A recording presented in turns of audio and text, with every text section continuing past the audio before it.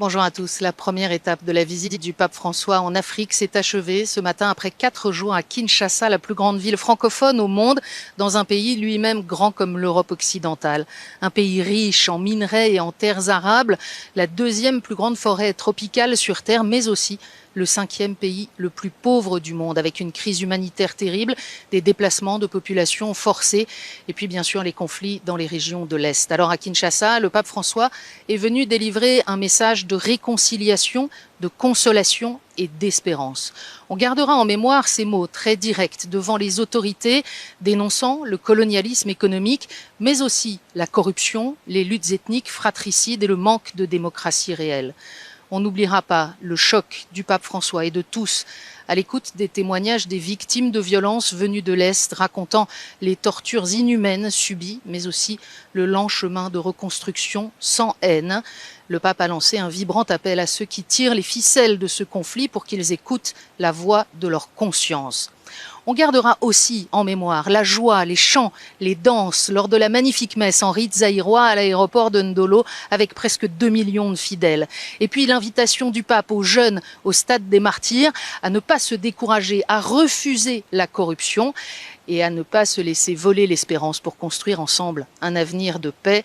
Enfin, l'encouragement de François aux forces vives de l'Église, aux prêtres, aux religieux et religieuses à offrir leur vie pour porter le témoignage de l'amour de Dieu au cœur de toutes ces souffrances dans un pays où presque la moitié de la population, 50 millions de personnes, est catholique et où l'Église supplée les carences de l'État dans de nombreux domaines.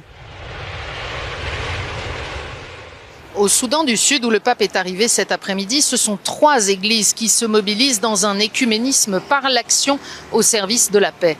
Le pape a été rejoint, et c'est une grande première, par le primat d'Angleterre, Justin Welby, et le modérateur de l'église d'Écosse. Dans son premier discours sans concession devant les autorités, le pape a demandé de passer de la parole aux actes pour qu'enfin l'accord de paix de 2018 soit appliqué.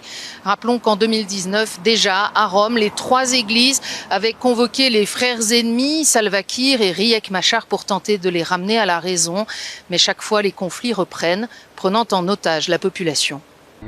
Dear President and Vice Presidents, in the name of God, of the gods to whom we prayed together in Rome, it's time to say no more of this without ifs or buts.